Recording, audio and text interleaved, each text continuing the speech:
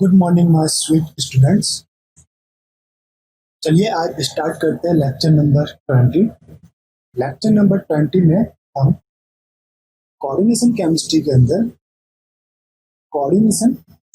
के अंदर ligand substitution reaction के बारे में स्टडी करेंगे। इसे हम शॉर्ट में कहेंगे एलएसआर रिएक्शंस या लिगेंड सब्स्टिट्यूशन रिएक्शन। तो चलिए इसका जो जनरल रिप्रेजेंटेशन होता है लिगेंड सब्स्टिट्यूशन रिएक्शन का वो रहता है MX5Y। ये आपके पास X5 अदर टाइप के लिगेंड है, Y ऐसा लिगेंड है जिसे हमें सब्स्टिट्यूटेड या सब्स्टिट्यूट करना है इससे जेड लिगेंड से। रिएक्शन प्रोसीड होगी तो Y की जगह अब क्या आ जाएगा, जेड। तो ये देखिए MX5Z प्लस वाइड लिगेंड जो पहले कॉम्प्लेक्स के अंदर था वो चला गया आपका बाहर। तो यही आपका कहलाया सब्स्टिट्यूशन रिएक्शन। जनरल रिप्रेजेंटेशन है। पॉइंट क्या है कि a ligand behave as a nucleophile, okay, like this one, Z behave as a nucleophile, and reaction called nucleophilic substitution reaction और ligand substitution reaction। इसलिए इसे हम क्या कहते हैं, ligand substitution reaction as well as nucleophilic substitution reaction। अब इसे हम एक एग्जांपल के थ्रू समझते हैं। लाइक दिस वन, आपके पास है कॉम्प्लेक्स कॉपर H2O6 2+ चार्ज है यहाँ पे, और इसकी रिएक्शन हम करवा रहे हैं 4NH3 लिगेंड से। तो जनरली कॉपर H2O6 2+ कलर में कैसा रहता है, ब्लू। D9 कॉन्फ़िगरेशन रहता है इसके अंदर। कॉपर 2+ कंडीशन में क्या रहता है, D9। और D9 कंडीशन क्या शो करते हैं, आपके JT डिस्टोर्शन। क्यों शो करते हैं, क्योंकि इसका जो EG ऑर्बिटल है वो अनसिमेट्रिकल फीलिंग में रहता है, और JT डिस्टोर्शन के कारण जो इसकी एक्सियल बॉन्ड लेंथ है वो इंक्रीज हो जाती है। जो भी ऑक्टाहेड्रल ज्योमेट्री में एक्सियल बॉन्ड लेंथ इंक्रीज होती है। बॉन्ड लेंथ इंक्रीज होने के कारण एक्टिवेशन एनर्जी क्या रहती है, जो एक्टिवेशन एनर्जी है वो आपकी डिक्रीज रहेगी। इसलिए एक्टिवेशन एनर्जी डिक्रीज तो मोर लेवल यानी मोर रिएक्टिव कॉम्प्लेक्स ये रहता है, और fast reaction as well as fast substitution reaction ये परफॉर्म करते हैं। तो यही है कि रीजन की copper D9 condition fast reaction या मोर लेवल कॉम्प्लेक्स क्यों होते हैं। Reason due to JT distortion, their axial bond length get increase and the activation energy are required less compared to other D configuration.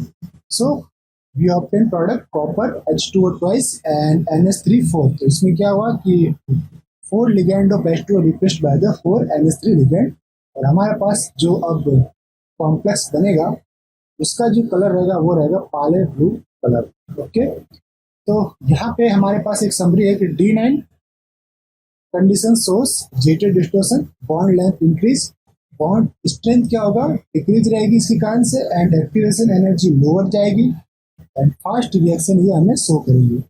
इसी type से other example हमारे पास इसी के ऊपर बेस्ड क्वेश्चन कि कॉपर H2O6 2+, इसकी रिएक्शन हमें करवानी, एक लिगेंड है थायोसाइनाइड, आइसोथायोसाइनाइड।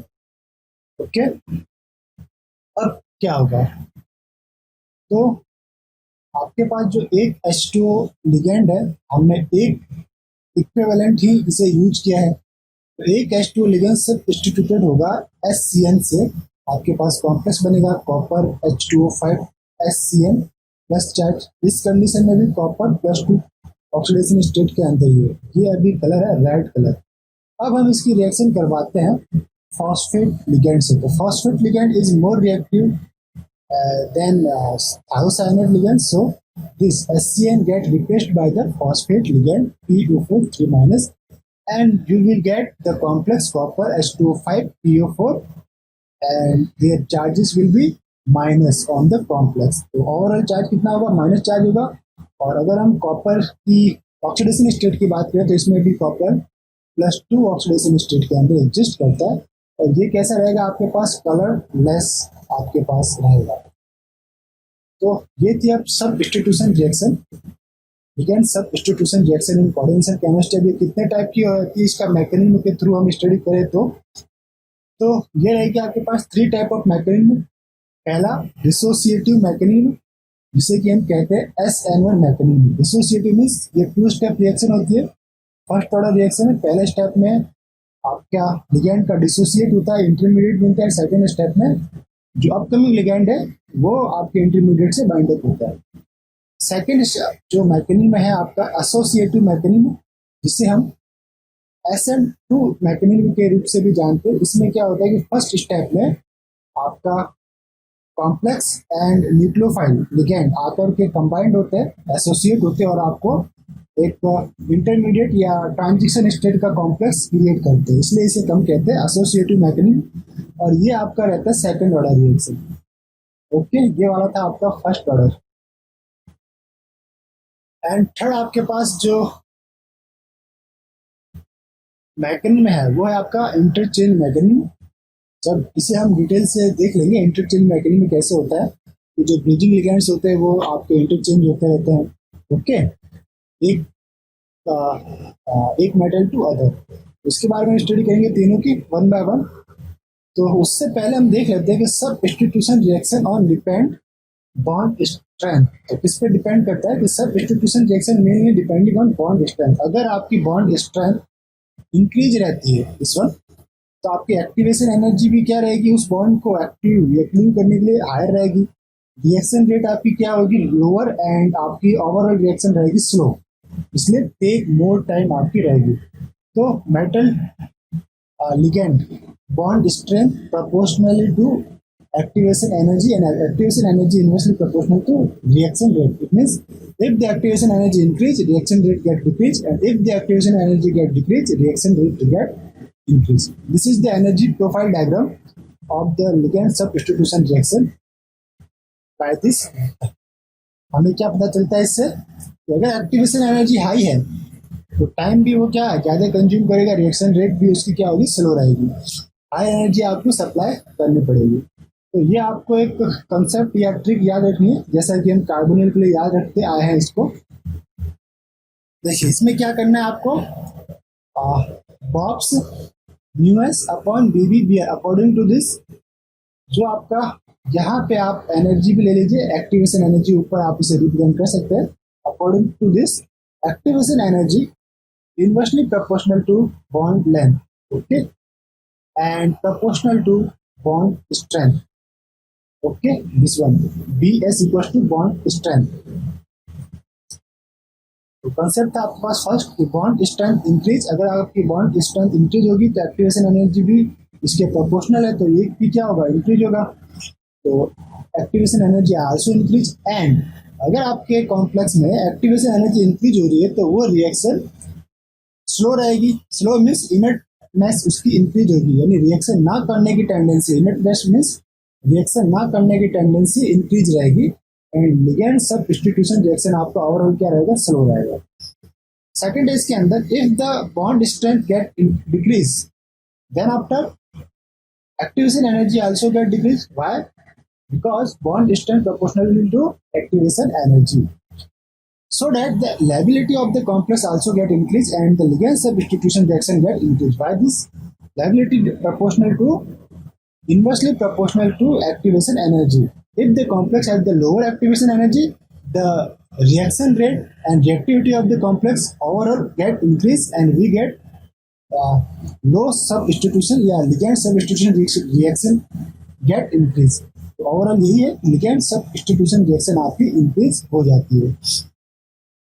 अब हम पढ़ते हैं, ये तो थोड़ा कंसेप्ट था कि आपका सब्स्टिट्यूशन रिएक्शन बॉन्ड स्ट्रेंथ के ऊपर कैसे डिपेंड करती है। अब हम ओवरऑल हमारे मेन टॉपिक के ऊपर आते हैं। हमारा जो मेन टॉपिक है first, dissociative mechanism in ligand substitution reaction, या हम इसे कह सकते हैं SN1 रिएक्शन, या फिर हम इसे और भी प्रोनाउंस कर सकते हैं। SN1 का जो फुल फॉर्म है unimolecular nucleophilic substitution reaction in coordination chemistry. Okay, coordination chemistry. तो चलते देखते स्टार्ट करते हैं कि डिसोसिएटिव मैकेनिज्म 2 स्टेप के अंदर रहता है। अगर SN1 है तो वो 2 स्टेप में रहेगा। इसके अंदर आपको इंटरमीडिएट फॉर्म होता है। जो इसका ऑर्डर रहता है वो रहता है आपका first order reaction. First order reaction क्यों हुआ? क्योंकि rate of reaction depending on first step, rate determining step जो रहता है वो रहता है आपका फर्स्ट स्टेप। और फर्स्ट स्टेप के अंदर only for one reagent he use में आता है, और वो क्या रहता है आपका starting material which is complex. Okay, ये देखिए, इसको हम देख लेंगे किस टाइप से फर्स्ट स्टेप के अंदर वो डिपेंड करता है। अब ये फर्स्ट ऑर्डर रिएक्शन है, जो स्टीरियो केमिस्ट्री है प्रोडक्ट की वो यहाँ पे आपको एग्जिस्ट मिलती है। अगर आपके स्टीरियो केमिस्ट्री डिपेंड करती है इंटरमीडिएट की केमिस्ट्री के ऊपर, इंटरमीडिएट किस टाइप का फॉर्म हुआ है। अगर आपका इंटरमीडिएट टीबीपी टाइप का है तो आपको सिस एच वेल ट्रांस दोनों ही टाइप के आपको प्रोडक्ट मिलेंगे। अगर आपका इंटरमीडिएट स्क्वायर पिरामिडल टाइप का तो आपको एक ही टाइप का प्रोडक्ट मिलेगा, जो आपकी स्टीरियो केमिस्ट्री प्रोडक्ट में थी वही आपकी स्टीरियो केमिस्ट्री जो आपकी स्टीरियो केमिस्ट्री रीएजेंट में थी, स्टैटिक मटेरियल में थी, वही आपकी स्टीरियो केमिस्ट्री प्रोडक्ट में होगी। तब जब आपका इंटरमीडिएट स्क्वायर पिरामिडल होगा। देखते हैं इसको, स्टार्ट करते। लाइक एक एग्जांपल है जनरल कोबाल्ट NH35X, ये आपका एक लिगेंड जिसे हमें सब्स्टिट्यूट करना है, तो हम इसे कह सकते हैं कि लिविंग ग्रुप है। और इस कॉम्प्लेक्स के ऊपर ओवरऑल चार्ज कितना है 2+। और अगर हम कोबाल्ट की बात करें तो यहाँ पे जो कोबाल्ट है वो 3+ ऑक्सीडेशन स्टेट के अंदर एग्जिस्ट कर रहा है। अब हमने इसकी रिएक्शन करवाई है वाई लिगेंड से, this one Y ligand entering group कहलाएगा या न्यूक्लियोफिलिक लिगेंड भी कहलाएगा। ये क्या करेगा, एक्स लिगेंड को सब्स्टिट्यूट करेगा, तो आपके पास प्रोडक्ट मिलेगा कोबाल्ट NH35Y। ओके, और ओवरऑल यहाँ पे चार्ज भी आपको देखने को मिलेगा 2+। यहाँ पे भी cobalt after the reaction cobalt 3+ condition में आपको एग्जिस्ट करेगा। तो अब हम इसका मैकेनिज्म देख लेते हैं कि इसका मैकेनिज्म किस टाइप से वर्क करता है। तो this we are going to mechanism step, dissociative mechanism इसे हम कहते हैं। तो देखते हैं dissociative of leaving group. First step में क्या होता है कि जो आपने कॉम्प्लेक्स लिया है लाइक कोबाल्ट NH35X 2+, ये रहेगा आपका RDS step. RDS means rate determining step, slow step रहेगा। और आपका जो एक्स लिगेंड है वो डिसोसिएट होगा कॉम्प्लेक्स से, तो आपको बनेगा कोबाल्ट NH35 3+ एंड ये प्लस एक्स, ये आपका हो गया डिसोसिएट। अब जो ये आपका इंटरमीडिएट बना कोबाल्ट NH35, इसका कोऑर्डिनेशन नंबर कितना 5। अब इसकी जो जियोमेट्री होगी वो 2 टाइप की हो सकती है, या तो ये टीबीपी के अंदर एग्जिस्ट करता हो या ये हो सकते हैं स्क्वायर पिरामिडल। अब टीबीपी कब होगा और स्क्वायर पिरामिडल कब होगा ये भी डिपेंड करता है। अगर आपके कॉम्प्लेक्स के अंदर कुछ ऐसा लिगेंड है जिसके अंदर loan like oxygen containing ligand जो आपके कॉम्प्लेक्स को स्टेबलाइज करते हो, तो उस कंडीशन में वो जाएगा, आपका जो जियोमेट्री है इंटरमीडिएट की वो जाएगी टीबीपी के अंदर, और आपको प्रोडक्ट मिलेगा मिक्सर ऑफ प्रोडक्ट। मीन्स उसके अंदर ट्रांस भी रहेगा प्रोडक्ट और सिस भी प्रोडक्ट रहेगा, ट्रांस एज वेल एज सिस। अगर आपका कॉम्प्लेक्स में जो इंटरमीडिएट बना वो स्क्वायर पिरामिडल जियोमेट्री के अंदर एग्जिस्ट करता है, तो ओनली फॉर आपको वन टाइप का प्रोडक्ट देखने को मिलेगा। वो प्रोडक्ट इस पर डिपेंड करता है geometry of starting material like complex के ऊपर। अगर कॉम्प्लेक्स आपका सिस था तो प्रोडक्ट भी सिस बनेगा, कॉम्प्लेक्स अगर ट्रांस है तो प्रोडक्ट भी ट्रांस बनेगा। देख लेते हैं इसको step number second. Step second में क्या होगा, entering group of Y ligand. Okay, second step में ये जो आपका वाई लिगेंड था वो एंटर करेगा। कोऑर्डिनेशन नंबर जो अभी 5 थी वो किसमें चेंज हो जाएगी, कोऑर्डिनेशन नंबर 6 के अंदर। जियोमेट्री भी इसकी चेंज होगी, तो ये बन गया आपके पास। ये स्टेप कैसे रहेगा, fast. Second step SN1 reaction का कैसे रहता है, फास्ट। तो आपके पास बन गया कोबाल्ट NH35Y 2+। ओके, और यहाँ पे भी आपका जो कोबाल्ट है वो ओवरऑल 3+ ऑक्सीडेशन स्टेट के अंदर रहता है। तो हमने क्या देखा यहाँ पे कि rate of reaction proportional to starting material. Starting material क्या था, कोबाल्ट NH35X 2+, और कॉन्सेंट्रेशन ऑफ रिएक्टेंट, इसलिए इसे हम कहते हैं फर्स्ट ऑर्डर रिएक्शन। अब स्टार्टिंग मटेरियल पे ही क्यों डिपेंड किया, तो रेट ऑफ रिएक्शन किसके ऊपर डिपेंड करता है, स्लो स्टेप पे। और स्लो स्टेप कौन सा है इसका, फर्स्ट स्टेप स्लो है, और फर्स्ट स्टेप के टाइम रिएक्टेंट कौन है, कोबाल्ट NH35X 2+। ओके, तो रेट क्या हो गया, रेट इक्वल टू K, ये रेट कांस्टेंट हो गया, and concentration of cobalt NH35X 2+, इसे हाईलाइट कर लेते। अब चलिए नेक्स्ट जो हमारे पास था कि पॉइंट है इसके अंदर SN1 में स्टीरियो केमिस्ट्री ऑफ प्रोडक्ट क्या रहेगी, तो stereo chemistry of dissociative mechanism. तो इसके अंदर कुछ कंसेप्ट देख लेते हैं one by one. Concept first, if in intermediate pi donor ligand present है। पाई डोनर लिगेंड कैसे होंगे, तो पाई डोनर मीन्स लाइक तो आपके लिगेंड के अंदर OH लिगेंड प्रेजेंट है, तो इसके अंदर लोन पेयर ऑफ इलेक्ट्रॉन्स रहते, तो ये लोन पेयर ऑफ इलेक्ट्रॉन आपके इंटरमीडिएट को स्टेबलाइज करने की कोशिश करते हैं। और उस कंडीशन में आपको कौन सा अरेंजमेंट दिखता है? TBP arrangement of intermediate is more stable due to less repulsion, और लेस रिपल्सन टीबीपी में होता है। Lone pair as well as bond pair lone pair and bond pair. Okay, तो फिर आपको क्या हो जाती है कि अब टीबीपी अरेंजमेंट बना तो इनकमिंग लिगेंड को एंटर करने के लिए दो फेस मिलते हैं, चाहे वो अपर फेस से एंटर कर सकता है, चाहे वो लोअर फेस से एंटर कर सकता है। इसलिए आपको मिलता है मिक्सर ऑफ प्रोडक्ट, जिसके अंदर 50% सिस रहता है, 50% ट्रांस रहता है। तो because entering group attack from both the side of pi donor ligand. Okay, pi donor ligand के दोनों ही साइड से वो एंटर कर सकता है और आपको मिक्सर ऑफ प्रोडक्ट मिलता है। देख लेते हैं इसको जस्ट वन। ये हमारा starting material octahedral complex metal L4X and OH। This one जो X है ये आपका रहेगा सब्स्टिट्यूट होने वाला लिगेंड या लिविंग ग्रुप लिगेंड। ये जो OH है वो पाई कंटेनिंग इलेक्ट्रॉन्स लिगेंड है। पहले स्टेप में क्या हुआ? स्टेप फर्स्ट आरडीएस स्टेप था। RDS step means ligand dissociate हुआ, तो ये X जो पहले एक्सेल पे था डिसोसिएट हुआ, तो आपको इस टाइप की ज्योमेट्री मिली, स्क्वायर पिरामिडल। ये वाला अभी यहाँ पे कोई भी लिगेंड नहीं है। ओके, यहाँ कोई लिगेंड नहीं है, इसलिए स्क्वायर पिरामिडल। अब ये जो नीचे वाला लिगेंड था, इसके लोन पेयर्स ने क्या किया? इसको स्टेबलाइज किया। स्टेबलाइज किया तो आपका जो ये स्क्वायर पिरामिडल स्ट्रक्चर था वो चेंज हो गया लेस, मतलब मोर स्टेबल इंटरमीडिएट में वो था आपका टीबीपी, जिसके अंदर रिपल्सन आपको कम देखने को मिलता है। ठीक है, तो ये बन गया आपका TBP. This one are TBP arrangement. OH lone pair must be TBP. अगर आपके पास लोन पेयर है OH के अंदर तो टीबीपी बनेगा। लेस रिपल्सन है किसके किसके बीच? इसके लोन पेयर है उसके बॉन्ड पेयर में, या फिर बॉन्ड पेयर में, या फिर दिस बॉन्ड पेयर पे। अब एंट्री ग्रुप के लिए दो फेस एग्जिस्ट करते हैं, एक अपर फेस भी हो सकता है, एक लोअर फेस भी हो सकता है। ओके, तो दोनों ही फेस से अगर ये एंटर कर सकता है तो मिक्सर ऑफ प्रोडक्ट आपको देखने को मिलता है। तो इट मीन्स क्या होगा? 50% सिस 50% ट्रांस आपको प्रोडक्ट मिलेंगे। ये बहुत ही इंपॉर्टेंट पूछा जाता है कि अगर SN1 रिएक्शन है और इंटरमीडिएट आपका टीबीपी बन रहा है तो प्रोडक्ट की स्टीरियोकेमिस्ट्री क्या होगी? तो 50% सिस 50% ट्रांस मेसोमरिक प्रोडक्ट आपको देखने को मिलता है।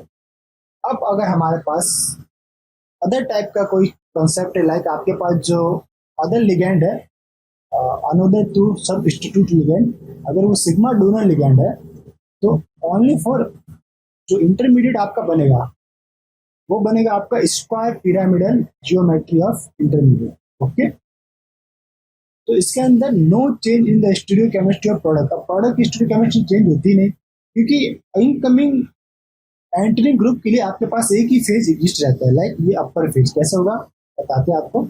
इसलिए because of entering group attack always from axial side, इसलिए आपको only one type of stereochemistry in the product are seen. एक ही टाइप का स्टीरियोकेमिस्ट्री दिखेगा। कैसे देख लेते हैं इसको। आपके पास ये स्टार्टिंग मटेरियल है, ये आपका सब इंस्टीट्यूट होने वाला लिगेंड X, और ये आपका जेड जो लिगेंड है वो है सिग्मा डोनर लिगेंड। जेड कैसा है? Sigma donor ligand. ओके, अब स्टेप क्या हुआ? Rate determining step first step था।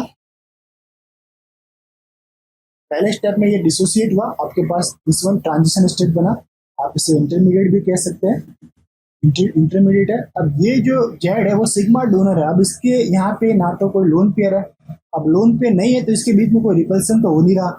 रिपल्सन नहीं हो रहा तो इस कंडीशन में ये स्क्वायर पिरामिडल के अंदर ही एग्जिस्ट करेगा। किसमें? स्क्वायर पिरामिडल के अंदर ही एग्जिस्ट करेगा। क्यों? क्योंकि यहाँ पे कोई रिपल्सन नहीं है आपके पास। अगर रिपल्सन होता तो टीबीपी के अंदर एक्सचेंज हो जाता। अब स्क्वायर पिरामिडल के अंदर अगर वो एग्जिस्ट कर रहा है, ओके जस्ट 1 मिनट, हाईलाइटर की प्रॉब्लम है, जस्ट 1 मिनट। हमारे पास है या सही हो गया। अब स्क्वायर पिरामिडल के अंदर अगर ये एग्जिस्ट कर रहा है तो आपके पास ये अपर फेस खाली है, बाकी lower face and right and left face के ऊपर लिगेंड्स है। तो यहाँ से जब आपका like right left and low face अगर लिगेंड अप्रोच करता है मेटल की ओर तो उसको स्टेरिक हिंड्रेंस का सामना करने को पड़ेगा। बट अगर वो अपर फेस से अप्रोच करेगा like this one, upper face से अप्रोच करेगा तो कोई स्टेरिक हिंड्रेंस नहीं होगा। इसलिए जो आपका वाई लिगेंड है वो अपर फेस के अंदर आके ऐड होता है और ये रिएक्शन रेट सेकेंड स्टेप जो रहती है, स्टेप सेकेंड, वो रहती है आपकी फास्ट। ओके, तो आपको जो प्रोडक्ट मिलेगा, जो स्टीरियोकेमिस्ट्री आपकी प्रोडक्ट में थी, सॉरी आपके रीएजेंट में थी like this one, x up face में था, वहीं पे जो आपका प्रोडक्ट मिलेगा उसके अंदर लिगेंड भी अप फेस के अंदर आपको देखने को मिलेगा। Means no change in stereochemistry, तब जब आपका इंटरमीडिएट स्क्वायर पिरामिडल में रहता है। फिर इसके कुछ पॉइंट से देख लेते हैं। क्या पॉइंट है, अगर हमने सिर्फ स्टार्टिंग मटेरियल लिया और हमारा जो इंटरमीडिएट बना, कौन सा इंटरमीडिएट बना, स्क्वायर पिरामिडल, तो हमारे पास जो प्रोडक्ट रहेगा वो भी कैसा रहेगा, सिस। और अगर हमने ट्रांस स्टार्टिंग मटेरियल लिया तो हमारे पास प्रोडक्ट भी कैसा बनेगा, ट्रांस। फिर हमारे पास, बट इन पीबीपी इंटरमीडिएट आप चाहे सिस स्टार्टिंग मटेरियल लो चाहे ट्रांस स्टार्टिंग मटेरियल लो, आपको मिक्सर और प्रोडक्ट देखने को मिलेगा जिसके अंदर 50% सिस 50% ट्रांस। क्यों, क्योंकि जो एंटरिंग ग्रुप है वो अप फेस से भी एंटर कर सकता है, लो फेस से भी एंटर कर सकता है, दोनों के लिए स्टेरिक हिंड्रेंस उसको सेम सामना करना पड़ेगा। तो इस टाइप से ये था आपका SN1 रिएक्शन, SN1 रिएक्शन का मैकेनिज्म, और इसके कुछ कॉन्सेप्ट है कि stereochemistry of the product in SN1 reaction. अब हम स्टार्ट करते हैं SN2 रिएक्शन, या फिर इसे कहते हैं associative mechanism in ligand substitution reaction, या फिर इसका एक अदर नेम है बाइमॉलिक्यूलर न्यूक्लियोफिलिक सब्स्टिट्यूशन रिएक्शन। अब बाइमॉलिक्यूलर क्यों है, क्योंकि जो इसका फर्स्ट स्टेप है या ये सेकेंड ऑर्डर रिएक्शन कहलाती है, इसीलिए इसे कहते हैं बाइमॉलिक्यूलर न्यूक्लियोफिलिक सब्स्टिट्यूशन रिएक्शन। कैसे, देख लेते हैं, one by one point study करते हैं। SN2 represent for associative mechanism, and इसके अंदर आपको बनता है ट्रांजिशन स्टेट। क्या दिखता है आपको, TS ट्रांजिशन स्टेट फॉर्म होता है। ओवरऑल ये सेकेंड ऑर्डर रिएक्शन है क्योंकि इसका जो रेट डिटरमाइनिंग स्टेप है वो क्या रहता है, रेट डिटरमाइनिंग स्टेप आपका रहता है सेकंड स्टेप रहेगा, बट रिएक्शन ऑर्डर जो है वो रहेगी सेकंड ऑर्डर। ओवरऑल जो रिएक्शन है वो कैसा रहेगा आपका, वन स्टेप, क्योंकि इसके अंदर कोई इंटरमीडिएट फॉर्म नहीं होता, ट्रांजिशन स्टेट ही फॉर्म होता है। एंड स्टीरियोकेमिस्ट्री ऑफ प्रोडक्ट क्या होती है, इसके अंदर आपको चेंज देखने को मिलता है। तो वापस से रिवाइज कर देते हैं हम। SN2 reaction it means associative reaction, it means one step के अंदर ये परफॉर्म रहती है, और वन स्टेप में भी जो रिएक्शन है वो डिपेंड करती है आपके रीएजेंट पे as well as nucleophilic ligand के ऊपर। आपका reagent as well as nucleophilic ligand जो है उन दोनों के ऊपर डिपेंड करती है, इसलिए ये सेकेंड ऑर्डर रिएक्शन है। अब इसके अंदर बनता है आपका transition step, overall reaction one step रहती है, and stereochemistry never be change, stereochemistry of product change होती है इसके अंदर। अब हम पढ़ते हैं इसका mechanism. Step first, association of entering group. आपको स्टेप फर्स्ट में क्या होगा, लाइक आपके पास स्टार्टिंग मटेरियल है, कोऑर्डिनेशन नंबर अभी कितना है इसका, 6। ओके, कोऑर्डिनेशन नंबर है आपका 6, ये आपका न्यूक्लियोफिलिक लिगेंड है Z-, आपका रिएक्शन परफॉर्म है। अब आपके पास बना MX5YZ, कोऑर्डिनेशन नंबर कितना हो गया, 7।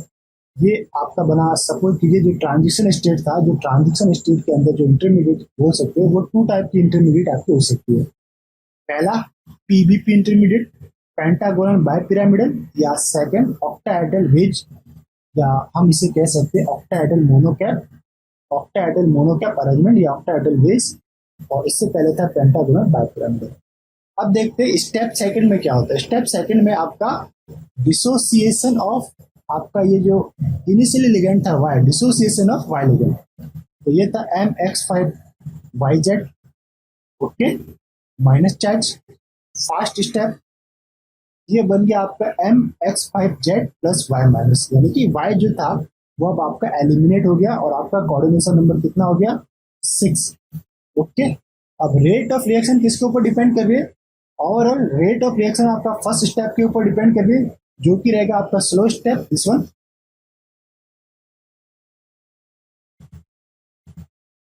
ओके, एसोसिएशन स्लो स्टेप में होगा, तो rate of reaction concentration of MX5Y reactant and nucleophilic ligand, ये क्या था आपका न्यूक्लियोफिलिक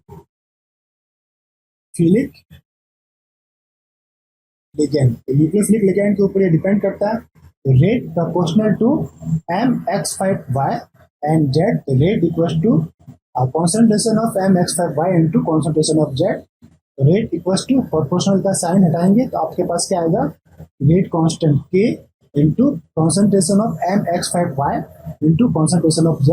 तो ये इसका 1 इसका 1, तो ये कितना गया 1 + 1 सेकेंड ऑर्डर रिएक्शन। तो ओवरऑल आपका जो SN2 रिएक्शन है वो रहता है आपका सेकेंड ऑर्डर रिएक्शन, यानी कि bye molecular nucleophilic substitution reaction कहलाता है ये। और इसके में ओवरऑल जो है वो ओवरऑल 1 स्टेप के अंदर ही पूरा हो जाता है, यानी कि इसके अंदर क्या बनता है ट्रांजिशन स्टेट। ट्रांजिशन स्टेट को हमने 2 पार्ट में डिवाइड करा, पहला उसका एसोसिएशन, सेकंड डिसोसिएशन। ओके, और इसका जो ऑर्डर रहता है सेकंड ऑर्डर। अब है हमारे पास कि ligand substitution reaction in octahedral and square planar complex, इससे देख लेते हैं। Ligand substitution reaction in octahedral and square planar complex. Start करते हैं, कौन ज्यादा मोर रिएक्टिव होगा। ऑक्टाहेड्रल कॉम्प्लेक्स है आपके पास, वो क्या परफॉर्म करेगा, SN1 रिएक्शन परफॉर्म करेगा। वाई, क्योंकि वो पहले से ही कोऑर्डिनेशन नंबर 6 में है, तो कोऑर्डिनेशन नंबर इंक्रीज करने क्यों नहीं जाएगा, कोऑर्डिनेशन नंबर वो डिक्रीज करेगा। तो डिक्रीज करने के लिए क्या होगा, एक लिगेंड को वो एलिमिनेट करेगा, बाहर निकालेगा। ओके, तो फर्स्ट स्टेप रहेगा रिमूवल ऑफ लिगेंड, तो ये कहलाएगा आपका SN1 reaction. Go through dissociative mechanism, पहले डिसोसिएट करेगा, और ये रहेगा आपका SN1 रिएक्शन, ये देने की कोशिश करते हैं। बट स्क्वायर प्लानर कॉम्प्लेक्स में कोऑर्डिनेशन नंबर क्या रहता है, 4 रहता है। तो ये क्या सोचता है, कोऑर्डिनेशन नंबर 5 में जाने के लिए पहले किस में जाएगा, कोऑर्डिनेशन नंबर 5 में। तो 5 में जाने के लिए इसको क्या करना पड़ेगा, पहले एसोसिएशन करना पड़ेगा, और जब एसोसिएट करेगा तो वो रिएक्शन होगी SN2। Okay, bimolecular nucleophilic substitution reaction. तो all square planar complex go through associative mechanism, like कौन कौन से कॉम्प्लेक्स है, लाइक NiCN4 2- चार्ज, इसकी रिएक्शन हमने करवाई कार्बन 13 लिगेंड से। तो कार्बन 13 लिगेंड से रिएक्शन करवाने पर आपको क्या मिलेगा, निकल CN carbon CN3 and carbon CN, जिसके अंदर कार्बन जो था वो कैसा था 13, तो कार्बन 13N, ये हो गया आपका। ओके, जो साइनाइड है उसके अंदर जो कार्बन है वो लेबल्ड कार्बन है, कार्बन 13, ये आपका प्रोडक्ट मिलेगा, जो कि कौन से मैकेनिज्म के थ्रू हुआ है, SN2, पहले इसमें एसोसिएशन हुआ कार्बन 13 का इस कोऑर्डिनेशन नंबर 4 वाले कॉम्प्लेक्स के साथ, तो कोऑर्डिनेशन नंबर 5 का कॉम्प्लेक्स मिलेगा। क्या हुआ था, coordination number 4 change to coordination number 5 and this one. फिर आपके लास्ट स्टेप में लिगेंड जो कार्बन नॉर्मल CN था वो डिसोसिएट हो जाएगा, और आपको मिलेगा कोऑर्डिनेशन नंबर 4, जो कि रहेगा आपका ये प्रोडक्ट NiCN3CN, जिसके अंदर जो कार्बन है labelled with carbon 13 carbon and 2- charge. Okay, अब आपके पास जो टॉपिक है वो है लेबाइल कॉम्प्लेक्स। देख लेते हैं इसको।